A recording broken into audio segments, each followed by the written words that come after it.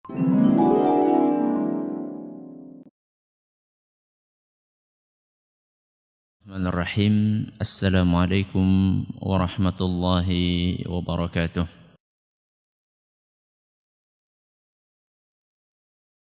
Alhamdulillahi rabbil alamin. Wabihi nasta'inu ala umuri dunya waddin.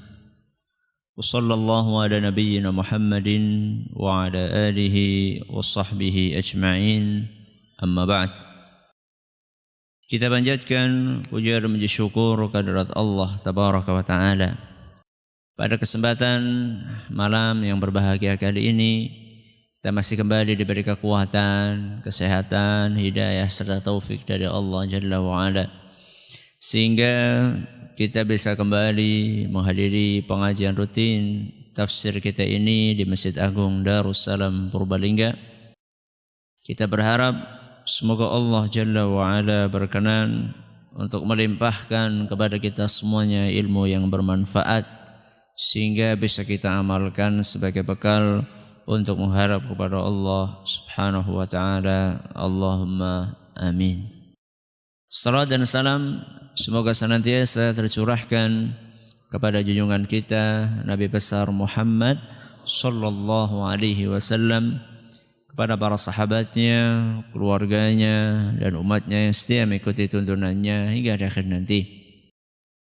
Seperti biasanya, sebelum kita memasuki materi kajian pada malam hari ini, kita akan membaca bersama surat yang mulia, surat Ad-Duha, untuk mengulangi hafalan kita, memperbaiki mungkin beberapa bacaan yang belum pas, juga mempelajari beberapa hukum tajwid yang ada di dalam surat yang mulia ini. A'udzu billahi minasy syaithanir rajim.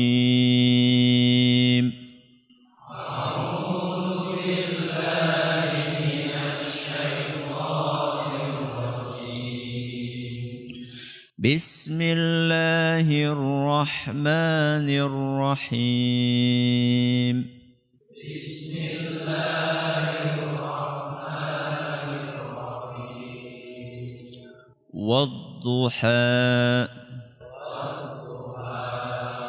Wallayli idza saja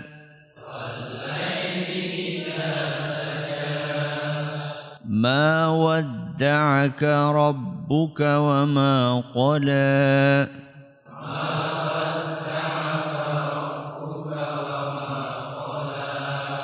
وللآخرة خير لك من الأولى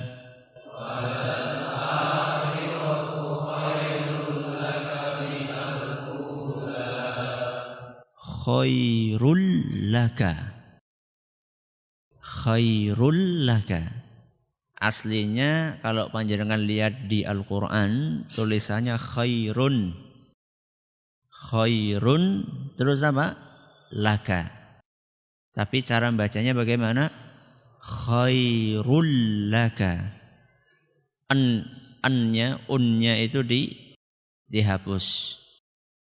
Ini dalam hukum tajwid namanya idgham bila gunnah. Apa namanya? Idgham bila gunnah. Apa itu idgham bila gunnah? Idgham bila gunnah itu kalau ada tanwin atau nun sukun ketemu dengan salah satu di antara dua huruf. Salah satu di antara dua huruf. Apa itu? Huruf lam atau huruf ra. Huruf lam atau huruf ra. Saya ulangi, apa itu idgham bila gunnah? Idgham bila gunnah itu adalah ketika ada tanwin, entah entah an, entah in, atau nun sukun. Atau nun sukun. Nun sukun ya an atau in atau sama saja. Ya, bacanya sama, cuman penampakannya berbeda. Ketemu dengan apa tadi? salah satu di antara dua huruf. Kalau enggak lam ya ro. Contohnya ini, walal akhiratu khairul laka. Aslinya khairun. Di situ tanwin apa nun sukun? Tanwin apa nun sukun? Tanwin. Khairun. Di atas ro ada apa? Dhammah tanwin. Khairun tanwin. Ketemu dengan huruf apa? Lam. Khairun laka. Cara bacanya bagaimana? Idgham itu artinya dimasukkan. Apanya yang dimasukkan? Nun tanwinnya tadi dimasukkan ke huruf lam sehingga tanwinnya enggak kelihatan. Khairul laka. Enggak kelihatan kan? Bukan bacanya khairun laka. Tanwinnya itu seakan-akan kayak dihapus. Sebenarnya bukan dihapus karena tulisannya masih ada. Cuman cara bacanya itu dimasukkan ke huruf sesudahnya. Dalam ayat ini huruf lam. Apa tadi hukum tajwidnya namanya? Idgham bila gunnah. Idgham tadi artinya apa? Masuk. Nah, bila gunnah artinya apa? Bila itu tanpa. Bila artinya tanpa. Gunnah dengungan. Berarti tanpa dengungan. Tanpa dengungan maksudnya gimana tadi? Khairul laka. Khairul laka. Kalau mendengung gimana? Khairul laka. Ketone sip tapi keliru. Ya. Makanya tidak yang kelihatannya sip mesti benar. Ya. Itu arti dari bila gunnah. Kemudian kemarin tadi masih saya dengar, kemarin kita mempelajari apa kemarin? Hukum tajwidnya? Khoi. Tadi masih saya dengar ada yang baca khoe. Bukan khairul laka, tapi khairul laka. Khoi. Seperti surat Al-Fatihah apa? Ghairil. Bukan ghairil. Nah, kita ulangi. Walal akhiratu khairul laka minal ula.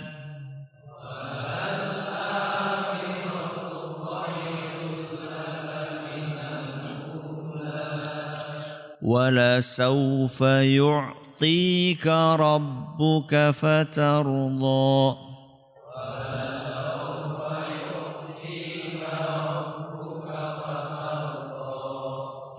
Alam yajidka yatiman fa'awa.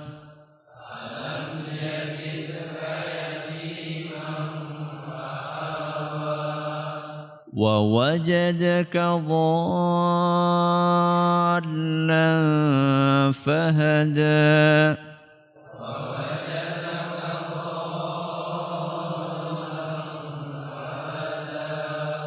ووجدك عائلا فأغنى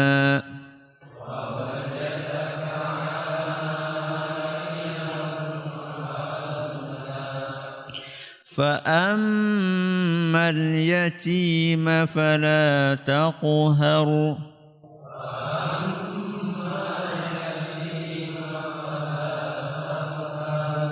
وأما السائل فلا تنهر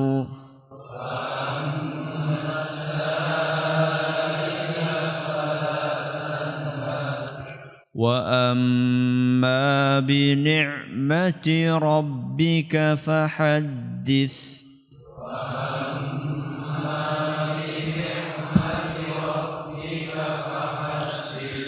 Para hadirin hadirat sekalian yang kami hormati dan juga segenap pendengar Radio Insani 102.2 FM di Purbalingga dan sekitarnya.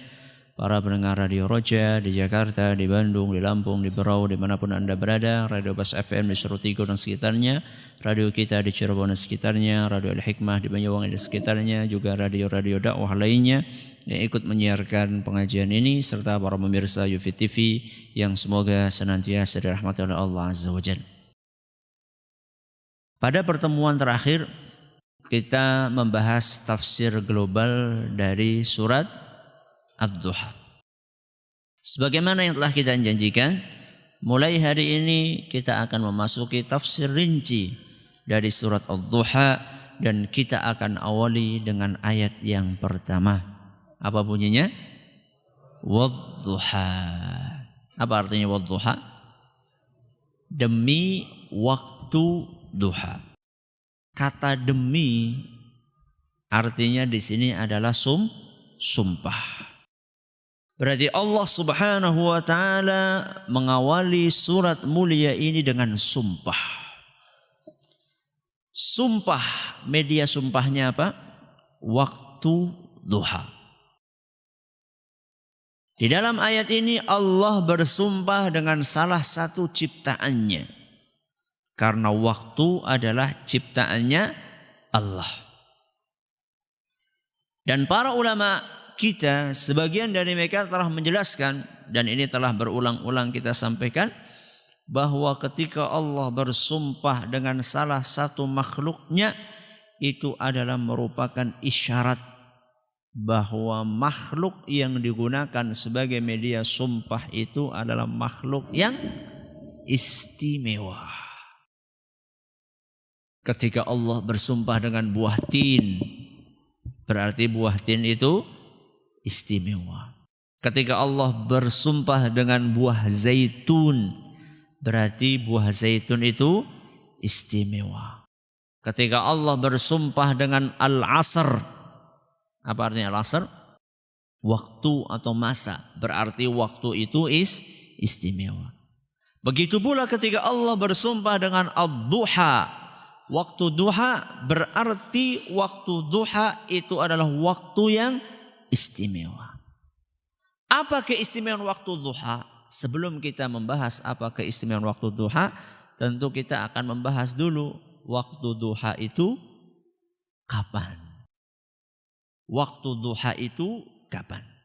Secara bahasa, arti dari duha itu adalah waktu siang ketika mulai memanas. Itu arti secara bahasa. Arti waktu duha secara bahasa adalah waktu siang ketika mulai memanas. Kapan itu mulai memanas? Mulai kapan?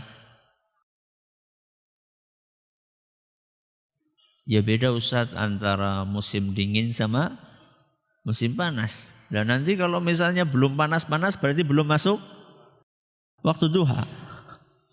Seperti itu. Makanya dari sini kemudian para ahli fikih mereka menentukan start dan finish. Awal dan akhir. Dari mana mereka menentukan awal waktu duha dan akhir waktu duha? Dari hadis-hadis Nabi SAW. Mereka menyebutkan bahwa waktu duha itu diawali beberapa saat setelah matahari terbit. Berarti bukan pas matahari terbit. Karena ketika pas matahari terbit itu belum memanas matahari. Beberapa saat setelah matahari terbit, ya ada sebagian ulama mengatakan sekitar, kalau di zaman kita ini sekitar seperempat jam. Ya, sekitar seperempat jam setelah matahari terbit, itulah awal waktu dari duha. Ini startnya. Lah finishnya kapan Ustaz? Finishnya kata para ulama adalah menjelang matahari tergelincir. Sering dengar kata matahari tergelincir? Apa maksudnya matahari tergelincir? Geser kemana? Ke kanan apa ke kiri? Ke barat apa ke timur? Ke barat apa ke timur? Ke barat. Kan matahari dari timur ke barat. Jadi matahari pas ya di atas kepala itu adalah waktu terakhirnya. Berarti sebelumnya sekitar 1/4 jaman lah kira-kira. Sebelum masuk waktu zuhur. Jadi waktu akhirnya adalah sebelum matahari tergelincir. Berarti kalau zuhurannya sekarang jam berapa zuhur? Sekitar jam 12 kurang seperempat ya. Sekitar ya, sekitaran lah, sekitar segitu. Berarti jam tengah 12 masih boleh. Itu sudah mepet banget. Jam 11.15 masih boleh? Masih. Jam 11.20 masih boleh. Bahkan nanti kita akan jelaskan justru waktu-waktu itu adalah waktu yang lebih afdol. Nanti kita akan sampaikan. Jadi kalau kata ahli fikih bahwa waktu duha itu ada awalnya ada akhirnya. Yaitu diawali dengan apa tadi? Beberapa saat setelah matahari terbit, diakhiri sebelum matahari tergelincir. Dari mana kita bisa mengetahui matahari itu tergelincir? Dari apa? Dari bayangan. Jadi coba panjenengan berdiri, kalau panjenengan tidak punya bayangan, berarti panjenengan manusia. Maksudnya bukan tidak punya bayangan itu bukan jin ya.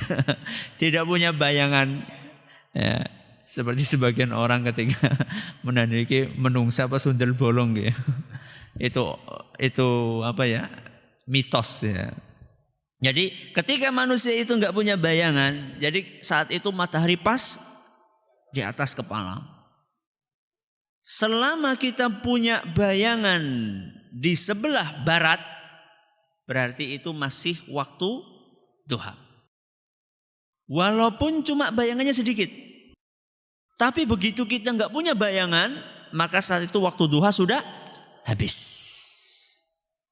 Apalagi kalau kita sudah punya bayangan tapi di sebelah timur. Ya. Jadi matahari pas di atas kepala kita itu sudah habis waktu duha. Kalau sudah geser ke arah barat sedikit, berarti bayangan kita di mana? Di timur, berarti saat itu sudah enggak boleh. Lawang pas di atas kepala saja sudah enggak boleh. Jadi kita perhatikan saja. Ya, kita perhatikan saja. Nah, kalau misalnya kita saat itu mendung Ustadz, ya mungkin bisa mengambil bantuan dari kalender-kalender yang dibikin oleh bagian apa itu? Falak-falak gitu ya. Ya. Ahli falak itu ya mungkin bisa dijadikan sebagai alat bantu. Walaupun mungkin tidak dijadikan sebagai pedoman utama. Tetap pedoman utamanya adalah apa tadi? Matahari. Makanya sering saya ditanya, Ustadz waktu duha sih kapan? Jam berapa? Wah, angel nek anggo jam. Kenapa? Karena yang namanya waktu sholat itu sepanjang tahun tidak sama. Kadang maju, kadang mundur. Makanya sekarang waktu subuh jam berapa? Jam 4. Jam 4 lebih. Kadang-kadang sebelumnya sudah, kadang-kadang sesudahnya. Berarti kalau waktu subuhnya maju atau mundur berpengaruh enggak kepada waktu duhanya? Berpengaruh. Makanya sering orang desak-desak saya, Ustaz jam berapa waktu duha? Lihat matahari. Ya. Lihat matahari. Kalau mendung ya dikira-kira, kira-kira mataharinya sudah terbit atau belum. Kalau seperti jam 8 ya mesti sudah terbit. Masa jam 8 matahari belum terbit? Padahal kayaknya jam 7 saja sudah. Bahkan kadang-kadang jam 6 sudah. Ya, kalau subuhnya agak gasik. Kalau subuhnya agak gasik. Sudah, ini waktu duha. Mulainya kapan tadi? Setelah matahari terbit sampai sebelum atau menjelang matahari tergelincir. Baik. Nah sekarang Apakah itu yang dimaksud dengan waktu duha di dalam awal surat Ad-Duha? Apakah itu maksudnya? Para ulama berbeda pendapat. Ada yang mengatakan iya, itu maksudnya.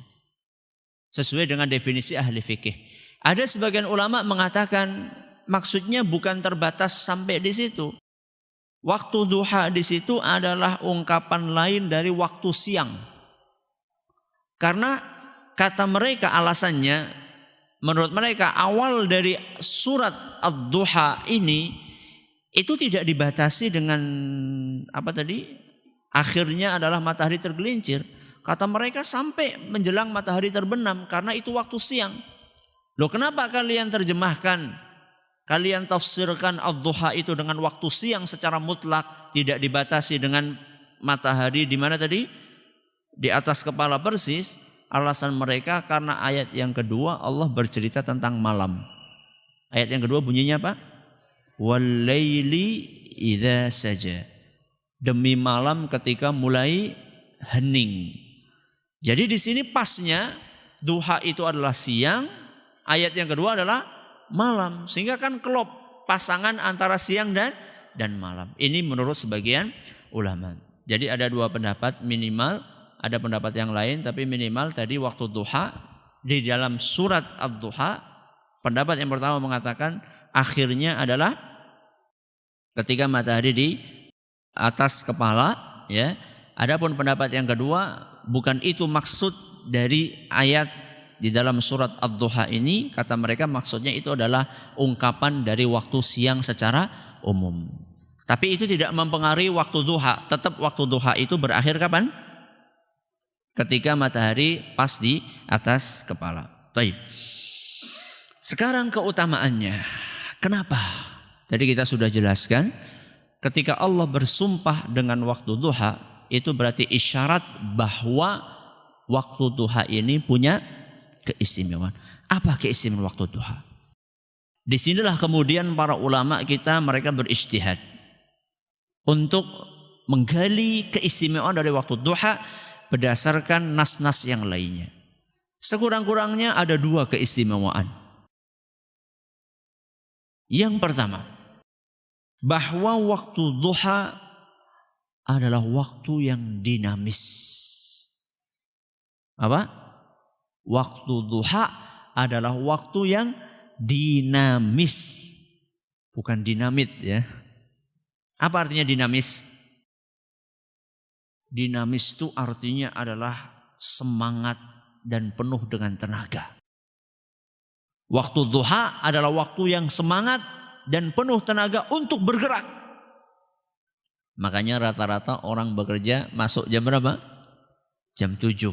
Orang sekolah masuk jam 7. Ya, rata-rata aktivitas dimulai di waktu duha. Kenapa? Karena waktu duha itu waktu semangat-semangatnya seseorang. Makanya kalau waktu duha itu orang kelemar-kelemar, berarti itu orang yang lagi kurang sehat. Waktu semangat. Ini keistimewaan yang pertama. Dari mana kita bisa simpulkan itu? Dari hadis Nabi SAW. Nabi kita SAW pernah berdoa.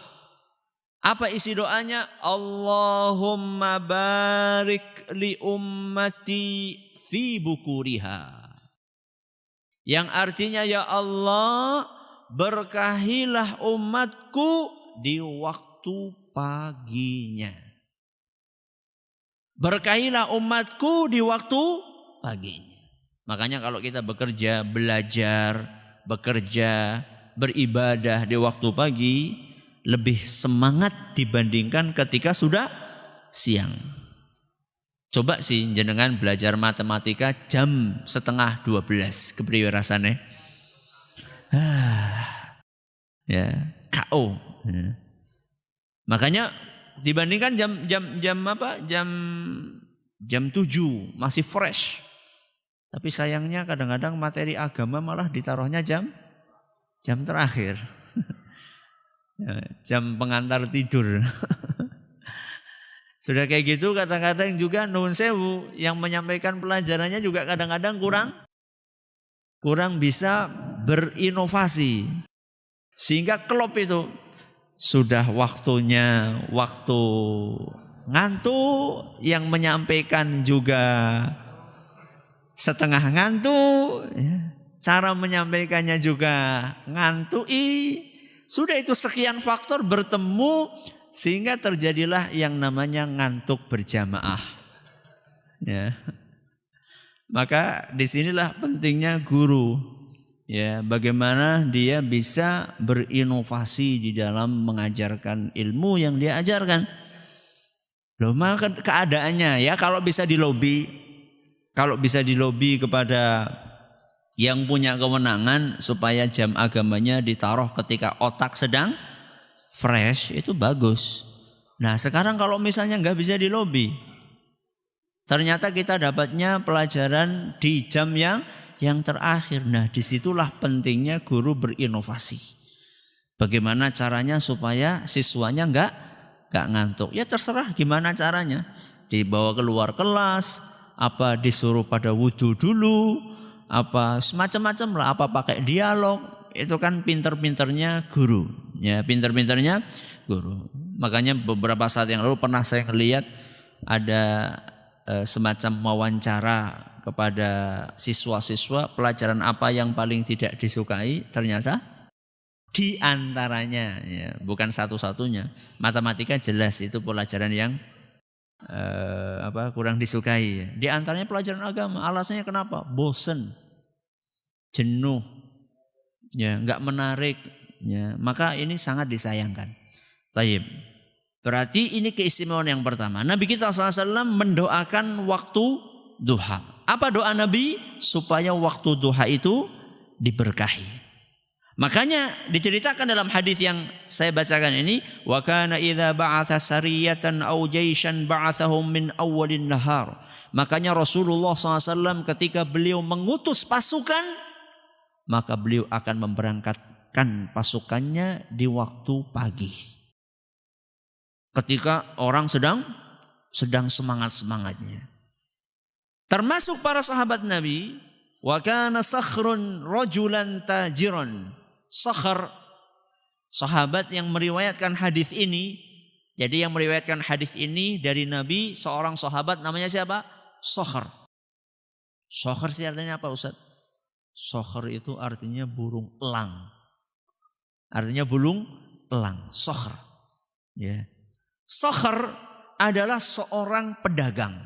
Kana rajulan tajiran, seorang pedagang. Wa kana yab'atsu tijaratahu min awwalin nahar. Dan beliau setiap memulai perdagangnya selalu dia awali di pagi hari. Selalu buka tokonya, kalau sekarang buka toko ke pasarnya selalu di pagi hari. Fa athra wa kathura maluhu. Dan karena doa Nabi SAW tadi mengikuti apa yang dianjurkan oleh Nabi, maka Sakhr ini menjadi orang yang kaya dan hartanya semakin banyak. Di dalam riwayat lain disebutkan, fakathura maluhu hatta kana la yadri aina yada'uhu. Hartanya semakin banyak, semakin banyak, semakin banyak, sampai dia itu bingung mau ditaruh mana hartanya. Saking apa nih? Saking banyaknya. Kalau kita bingung, golete kepriwe. Kalau ini beliau ini saking banyaknya hartanya sampai dia itu bingung, harta saya mau ditaruh di mana? Gak ada tempat lagi sudah. Ini diantara keberkahan waktu pagi. Hadis yang saya bacakan tadi riwayat Abu Dawud nyatakan sahih oleh Syekh Al-Albani. Sedangkan riwayat yang tadi sampai nggak tahu apanya tadi, naruh hartanya, itu disebutkan dalam riwayat Abu Dawud At-Tayalisi. Makanya ini memberikan pelajaran kepada kita bahwa waktu duha itu waktu yang ideal untuk beraktivitas.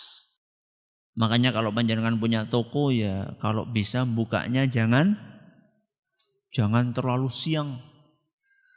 Ada sebagian orang buka toko jam berapa? Jam 10. Itu pun masih apa? Masih kucak-kucak. Ya gimana dia mau sukses dalam bisnisnya?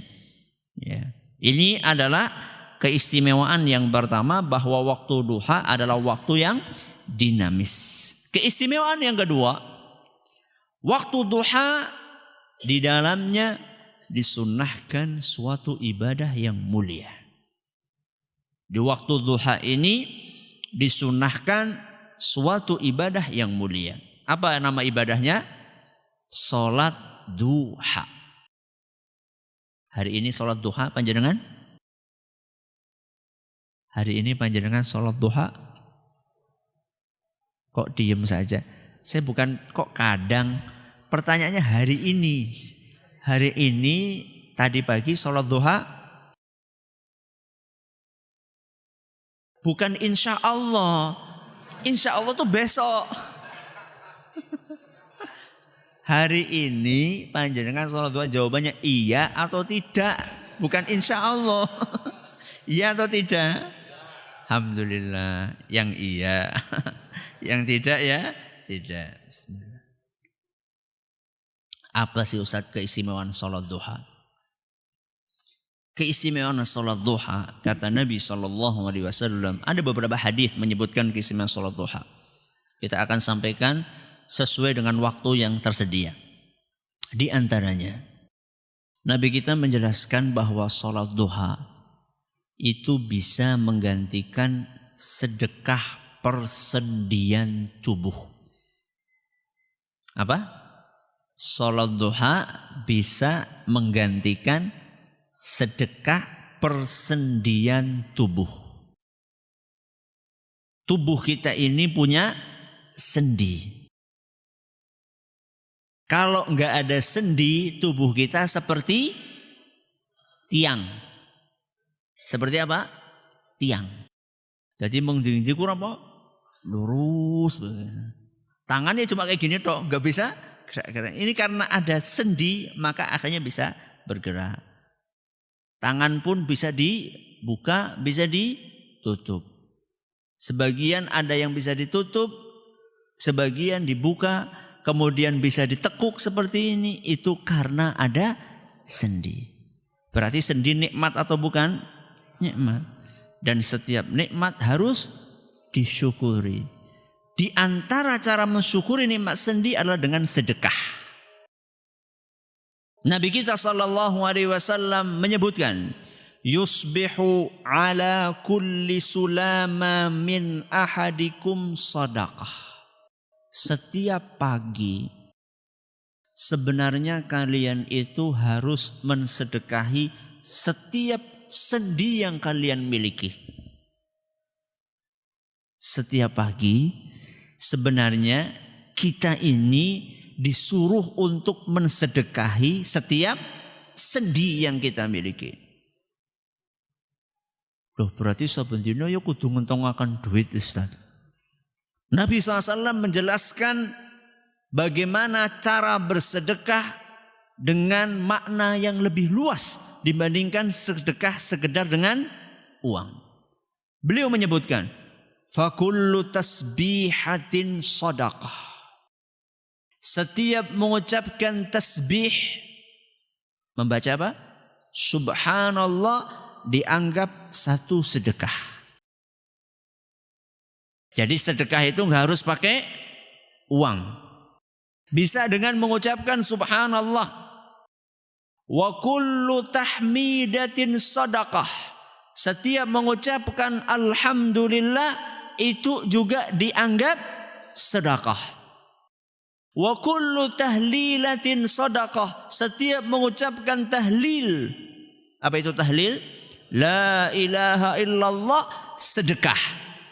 Wa kullu takbiratin sadaqah. Setiap mengucapkan takbir Allahu akbar itu juga sedekah. Wa amrun bil ma'rufi sadaqah. Apa amrun ma'ruf? Amar ma'ruf, ngajak kepada kebaikan. Salat itu sama dengan sedekah. Wa nahyun 'anil munkari sadaqah. Dan mencegah kemungkaran sedekah. Pak, kok masih ngerokok? Sedekah. Siap-siap nggih. Siap-siap nanti kalau putrane bilang sama panjenengan, Pak kok masih ngerokok. Sedekah itu. Ya. Jangan dimarahi, wong sakit lagi sedekah kok dimarahi. Siap-siap nggih. Ya. Kemudian Nabi kita sallallahu alaihi wasallam menyebutkan, wa yujzi'u min dzalika rak'atani yarka'uhuma min ad-duha. Dan bisa mewakili seluruh sedekah tadi, entah tasbihnya, takbirnya, tahmidnya, amar ma'rufnya, nahi mungkarnya, untuk menggantikan sedekah setiap sendi itu bisa engkau ganti dengan 2 rakaat salat duha. Hadis riwayat Muslim. Makanya tadi keutamaan yang pertama saya sebutkan apa? Salat duha itu bisa mengganti sedekah persendian. Lah kalau misalnya kita nggak sholat duha Ustadz, kita pengen sedekahnya bukan pakai sholat duha dengan tasbih, takbir, tahmid, tahlil, bisa juga dengan uang, bisa juga amar ma'ruf nahi mungkar. Kira-kira berapa sedekah yang harus kita keluarkan Ustadz? Sejumlah persendian yang kita miliki. Berapa persendian kita? Nabi kita SAW dalam hadis riwayat Muslim, beliau menyebutkan innahu khuliqa kullu insanin min bani Adam. Setiap anak keturunan Nabi Adam, kita ini manusia, diciptakan oleh Allah ala sittina wa thalathimi'ati mafsilin. Setiap dari manusia Allah ciptakan memiliki 360 sendi. Gimana? Milih yang 2 rakaat atau milih yang 1000 kali 360? Atau milih yang tasbih 360? Atau milih ngingatkan orang, ngajak kebaikan 360 orang? Atau menegur orang melakukan kemungkaran 360 kemungkaran? Milih yang mana? Salat 2 rakaat. Inilah yang namanya keringanan dari Nabi kita Muhammad sallallahu alaihi wasallam. Ini keistimewaan yang pertama. Dan ini menunjukkan betapa tingginya keutamaan salat duha ini. Karena bisa menggantikan posisi sedekah 360 sedekah. Perhatikan subhanallah keringanan yang luar biasa. Hanya dalam tanda kutip dengan 2 rakaat bisa menggantikan sedekah 360 sedekah. Maka ini adalah keutamaan yang pertama dari salat duha. Keutamaan yang kedua disebutkan oleh Nabi kita Muhammad sallallahu alaihi wasallam, orang yang salat duha di pagi hari akan dipenuhi kebutuhannya, urusannya di akhir siangnya. Jadi kalau pagi harinya melakukan sholat duha, maka 1 hari penuh akan dipenuhi kebutuhannya, urusannya oleh Allah subhanahu wa ta'ala. Kalau tadi bicara masalah pahala, ini bicara masalah urusan dunia. Nabi kita sallallahu alaihi wasallam bersabda, Allah subhanahu wa ta'ala berfirman. Berarti ini hadis apa? Hadis qudsi. Allah subhanahu wa ta'ala berfirman, ya bana Adam, wahai anak Adam, la ta'jiz an 4 raka'atin min awalin nahar akfika akhirahu. Wahai anak Adam, janganlah engkau tinggalkan 4 rakaat di awal siang, maksudnya di pagi hari, niscaya aku akan penuhi di akhir siangmu. Aku akan urusi seluruh urusanmu di akhir siangnya. Berarti di sini berapa rakaat? 4. Berarti ada beberapa pilihan. Ada 2 rakaat, ada 4 rakaat. Ini hadis riwayat Ahmad dan dinyatakan sahih oleh Syekh Al-Albani. Apa yang dimaksud dengan dipenuhi urusannya? Macam-macam. Para ulama kita menjelaskan, ada yang menyebutkan dipenuhi urusannya maksudnya akan dijaga oleh Allah dari perbuatan dosa. Jadi kalau pagi harinya kita sholat duha 4 rakaat, maka setelah itu kita akan dilindungi oleh Allah dari perbuatan dosa. Sampai nanti akhir siang. Kalau misalnya ternyata terjerumus kepada perbuatan dosa, maka akan ditanggung oleh Allah, diampuni sama Allah Subhanahu wa ta'ala. Apakah hanya berbicara masalah dosa dan bukan dosa? Sebagian ulama mengatakan maknanya lebih umum dari itu. Segala urusannya akan dimudahkan. Bukan hanya urusan duniawi, bukan hanya urusan ukhrawi, juga urusan duniawi. Kalau jenengan lagi mau bayar utang, utangnya akan dilancarkan sama Allah. Penjenengan yang bujangan mau ngelamar, ya mudah-mudahan lamarannya diterima sama Allah. Ya, panjenengan yang bawa ke rumah sakit keluarga, sudah bayangannya wah ini mesti ngantrinya panjang, ternyata sudah urutan nomor 30 atau 50, ternyata 40 orang enggak pada datang. Masing-masing punya halangan ini. Ya. Nah, panjenengan ternyata cepat masuknya. Dan segala urusan akan dimudahkan sama Allah Subhanahu wa ta'ala. Karena di dalam hadis ini Allah berfirman, akfika akhirahu. Aku akan tanggung, aku akan penuhi seluruh urusanmu. Di satu siang itu aku akan penuhi. Dan di sini Allah tidak mengatakan penuhi apanya, berarti sifatnya umum. Ya. Nah Ustaz, itu tadi ada 2 rakaat, ada 4 rakaat. Afdal yang mana Ustaz? Ya kalau banyaknya ya banyak 4. 2 sama 4 banyak mana? 4. Jenengan antara bekerja sehari digaji 200.000 sama 400.000. Milih yang mana? Masalah duit milih. Jenengan sebulan bekerja digaji 1 juta sama 27 juta. Milih yang mana? 27 juta. Sholat dapat 1 pahala, 27 pahala. Milih yang mana? 1. Mulanya sholatnya pada neng omah. Aneh ya kalau kita masalah duit, pikirannya bisa cepet banget jernihnya gitu loh. Tapi kalau bicara masalah pahala, lah 17. Bok nek sholat ping 1 nganti ping 17, berarti kan oleh 17. Iya berarti kan jenengan harus nunggu berapa hari supaya dapat 27. Ya. Ini adalah keistimewaan yang kedua. Nah tadi kita sudah janjikan. Awal waktu duha sama akhir duha. Nah yang paling afdal waktunya kapan Ustaz? Apakah di awalnya atau di akhirnya? Kalau kita menilik hadis-hadis Nabi SAW, kita akan sebutkan ternyata waktu afdolnya itu justru di akhir. Bukan di awal. Tapi boleh. Ya, ada sebagian orang terbiasa kalau mau berangkat kantor, sholat duha dulu. Tidak apa-apa. Tapi sekarang kita bicara yang afdol yang mana? Justru di akhirnya. Kenapa? Karena Nabi kita SAW bersabda dalam sebuah hadis yang diriwayatkan oleh Imam Muslim, sholatul awwabina. Salatnya kaum awwabin. Kaum awwabin itu apa? Orang-orang yang gemar untuk melakukan ketaatan kepada Allah. Salatnya orang-orang awwabin, yaitu orang-orang yang gemar untuk kembali ingat Allah, taat kepada Allah. Kapan salatnya mereka? Hina tarmadul fisal. Salatnya mereka di waktu anak onta mulai kepanasan.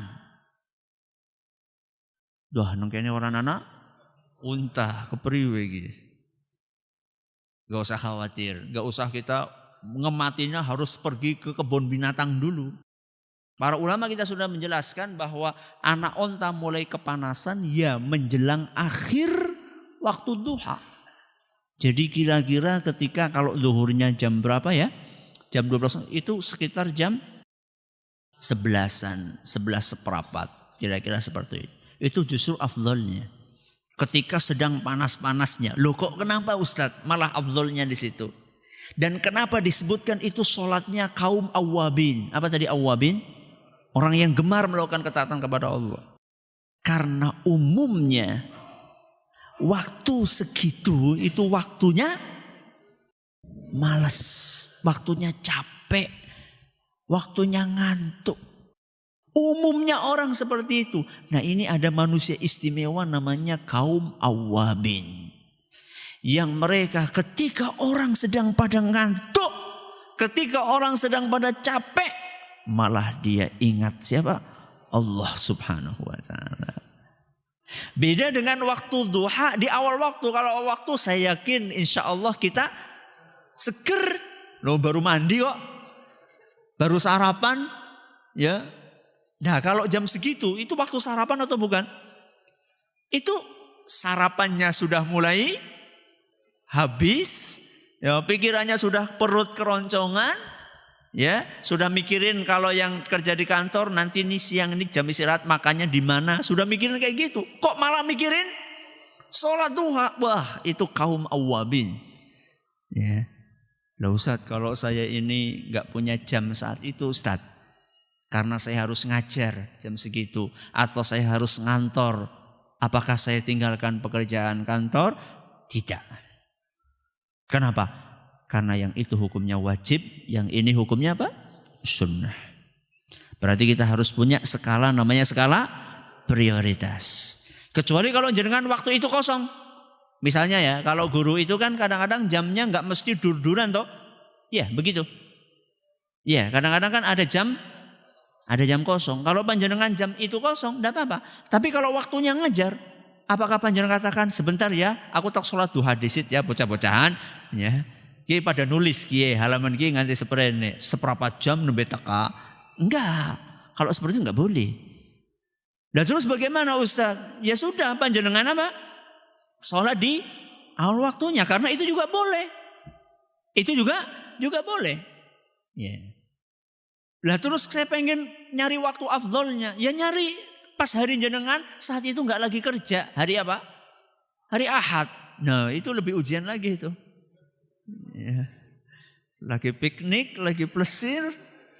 Ya, jam 11 arep bali sehingga emang mau sholat disit. Wah, itu betul-betul kaum awabin, itu betul-betul itu. Ya.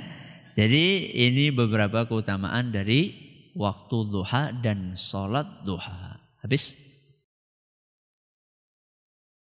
Ya. 2 menit saya pikir cukup ya, sampai di sini pengajian kita hari ini. Semoga bermanfaat buat kita semuanya. Kalau ada pertanyaan bisa ditanyakan nanti setelah Isya, seberapa jam setelah Isya. Insya Allah kita akan beri ruang untuk tanya jawab. Semoga bermanfaat. Terima kasih atas perhatiannya. Mohon maaf atas segala kurangannya. Kita tutup dengan membaca Subhanakallahumma wa bihamdika asyhadu an la ilaha illa anta astaghfiruka wa atubu ilaik. Assalamualaikum warahmatullahi wabarakatuh. Bismillahirrahmanirrahim. Alhamdulillahirabbil alamin. Wassalatu wassalamu ala nabiyina Muhammadin wa ala alihi wa sahbihi ajmain. Amma ba'd. Karena banyaknya pertanyaan mungkin kita akan jawab dengan ringkas saja. Ustaz, apakah ada riwayat dari Nabi SAW bahwa salat duha kita membaca surat tersebut? Jazakumullahu khairan. Kami belum menemukan adanya riwayat khusus yang menganjurkan untuk membaca surat ad-duha di dalam salat duha. Wallahu alam, maka dari situ bacaannya fleksibel, pakai surat apa saja tidak apa-apa. Ustadz, orang laki-laki kan sholat wajib jamaah di masjid. Berarti kalau sholat sendirian di rumah apakah dapat dosa? Ada perbedaan pendapat di antara para ulama sebagaimana yang telah dijelaskan atau kami jelaskan dalam beberapa kesempatan. Apakah wajib bagi kaum laki-laki untuk sholat berjamaah di masjid atau tidak? Ada yang mengatakan, sebagian ulama mengatakan wajib, ada yang mengatakan sunnah muakkadah. Ya. Jadi ada perbedaan pendapat di situ dengan para ulama. Kalau menilik hadis-hadis yang menyebutkan tentang dalil dari masing-masing pendapat, nampaknya memang pendapat yang lebih kuat adalah pendapat yang mengatakan bahwa laki-laki itu wajib berjamaah di masjid.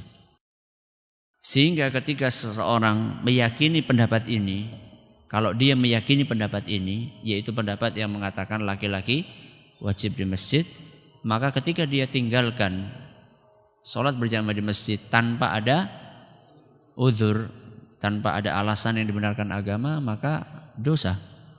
Berdasarkan keyakinan dia bahwa sholat berjamaah di masjid hukumnya wajib untuk kaum pria. Ustaz, orang bodoh tapi suka beribadah, sholat, puasa, dan lain-lain. Sama orang yang pintar tapi tidak suka ibadah, sholatnya bolong-bolong. Mana yang lebih baik di pandangan Allah Subhanahu wa ta'ala? Masing-masing punya kekurangan. Ya. Orang yang bodoh, orang yang tidak paham agama, dia punya kekurangan. Khawatirnya ibadahnya itu di situ ada beberapa yang tidak sesuai dengan tuntunan.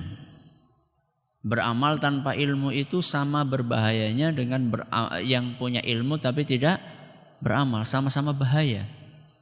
Ya. Sehingga sulit untuk dikatakan mana yang lebih utama di sisi Allah. Karena bisa jadi yang rajin ibadah tadi ibadahnya enggak benar. Karena minimnya ilmu yang dia miliki. Sebagaimana orang yang ilmunya banyak tapi tidak beribadah dengan baik, dia juga tidak benar.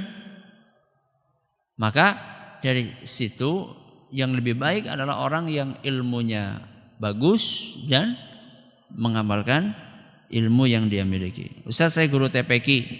Anak-anak kalau salaman sambil cium tangan, apakah diperbolehkan? Boleh, insya Allah. Ya, kalau tujuannya adalah memberikan penghormatan kepada orang yang lebih tua atau yang lebih berilmu.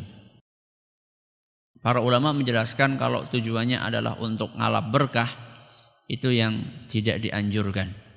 Ya, tujuannya untuk ngalap berkah. Ya, tapi kalau misalnya tujuannya adalah untuk menghormati, maka tidak mengapa, insya Allah.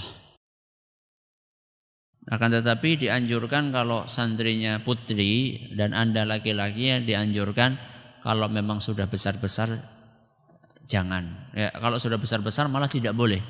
Tapi kalau masih kecil-kecil, ya kalau dibiasakan lebih baik. Dibiasakan untuk tidak salaman dengan lawan jenis itu lebih baik. Tapi kalau sudah jelas-jelas santriwati TPQ itu sudah jelas-jelas sudah balik, ya sudah datang bulan, maka tidak boleh untuk bersalaman walaupun dengan guru TPQ-nya.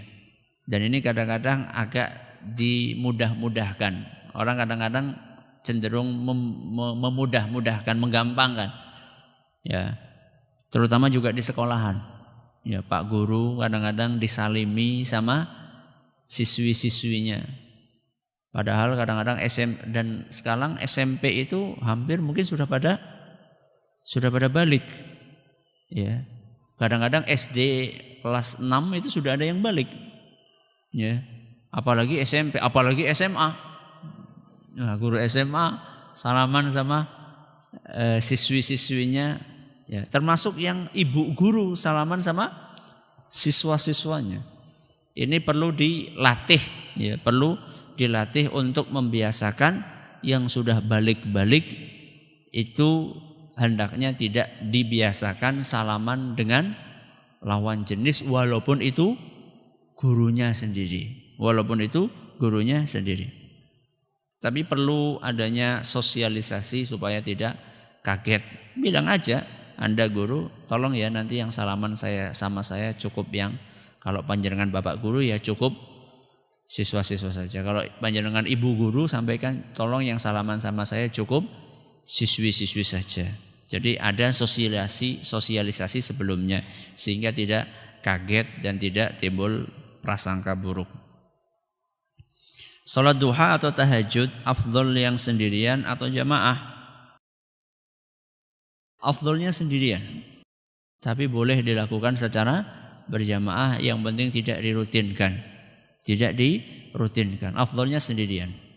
Ya, sebagaimana salat tahajud afdolnya sendirian, sesekali salat berjamaah tidak mengapa. Kecuali kalau tarawih memang dianjurkan untuk dilakukan secara berjamaah. Bolehkah berdoa setelah wudhu di dalam kamar mandi yang di dalamnya ada WC-nya juga? Tidak. Ya, karena itu termasuk doa zikir dan di dalam kamar mandi tidak boleh berdoa dan berzikir. Dibaca ketika keluar dari kamar mandi.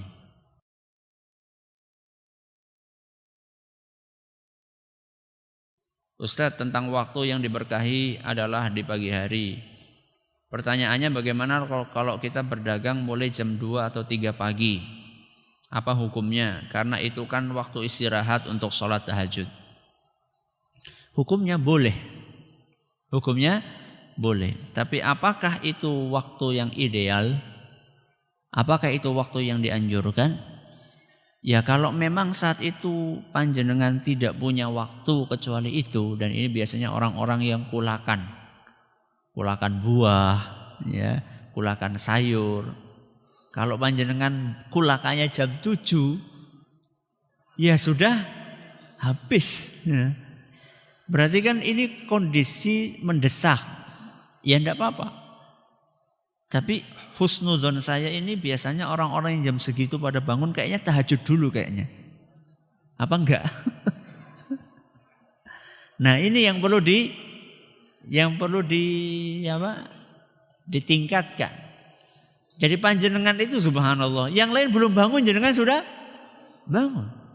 Coba ya mungkin gak usah langsung, mungkin ya kalau langsung 11 kan mungkin berat. Udah 2 rakaat tahajud, 1 rakaat witir. Itu kan gak sampai 5 menit. Tapi itu rutin gitu loh.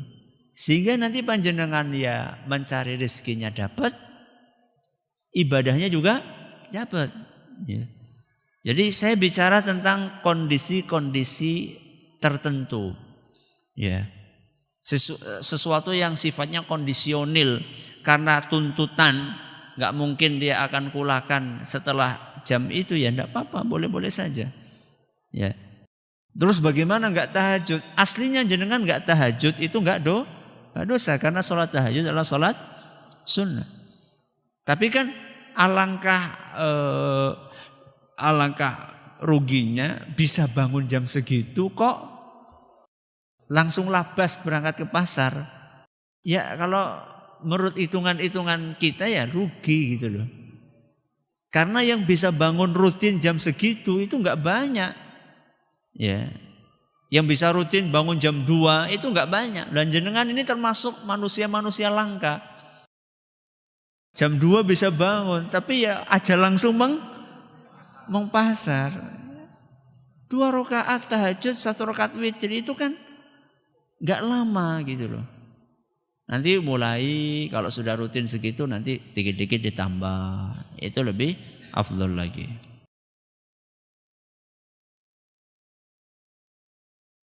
Ustadz, apa hukumnya bersedekap setelah i'tidal? Apakah sunnah atau mubah? Khilafiyah di antara para ulama. Jadi ada sebagian ulama mengatakan ketika i'tidal itu disunnahkan untuk sedekap. Ada sebagian ulama mengatakan sunnahnya adalah tidak sedekap. Jadi masing-masing punya argumen, dan sepengetahuan kami ketika membaca dalil masing-masing itu setahu kami tidak ada dalil yang tegas. Ya, tidak ada dalil yang tegas, yang gamblang mengenai yang mendukung salah satu di antara 2 pendapat itu. Masing-masing pendapat pakai dalil yang sifatnya umum. Masing-masing pendapat pakai dalil yang sifatnya umum. Sehingga fleksibel insyaallah, yang meyakini sedekap nggih monggo, yang meyakini tidak sedekap nggih monggo.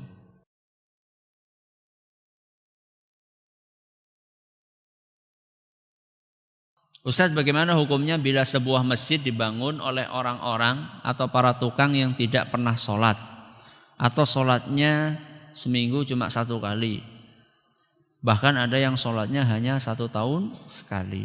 Apakah masjid tersebut termasuk masjid diror? Ya, masjid diror, jazakallah khairan. Enggak termasuk. Ya.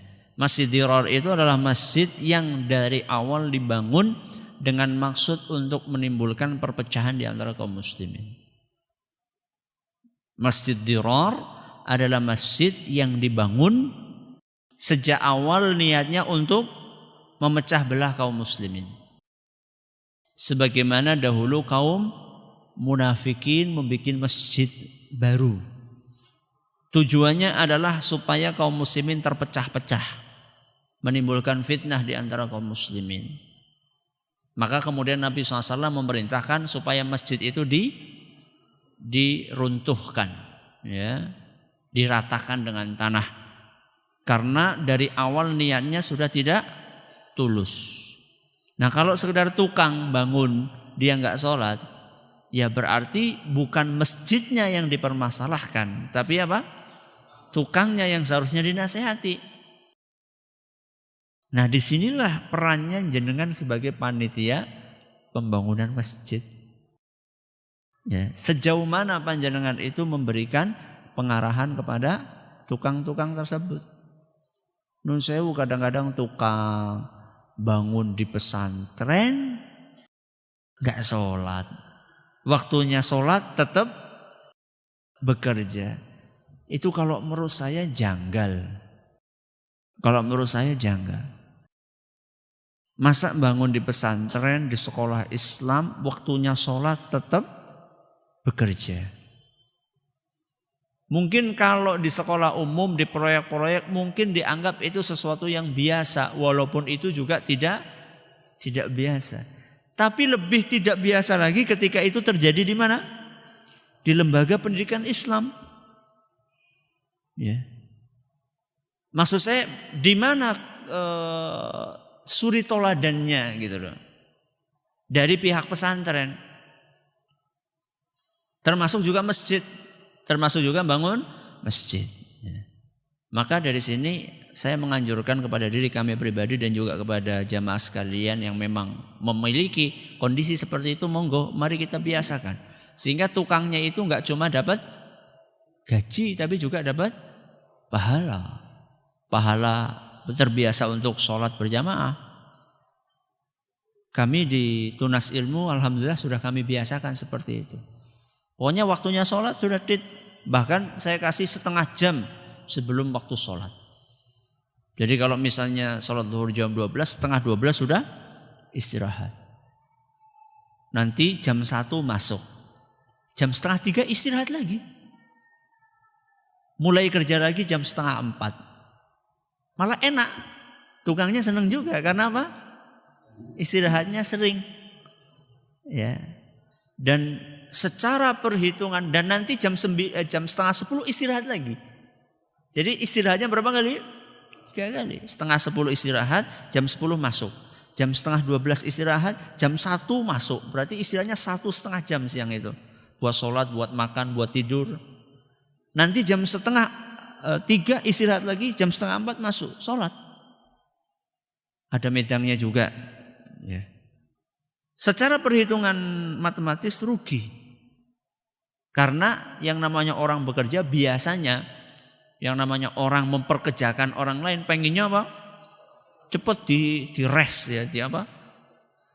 Di stressing ya, ditekan. Ya. Kalau menurut saya waktunya sholat. Walaupun secara matematis waktunya itu berkurang, tapi secara non matematis akan berkah insya Allah. Dan alhamdulillah tukang-tukang di pondok kami terbiasa waktunya bekerja. Walaupun tidak diawasi, bahkan untuk sekedar udut saja enggak. Karena apa? Ganggu. Plok.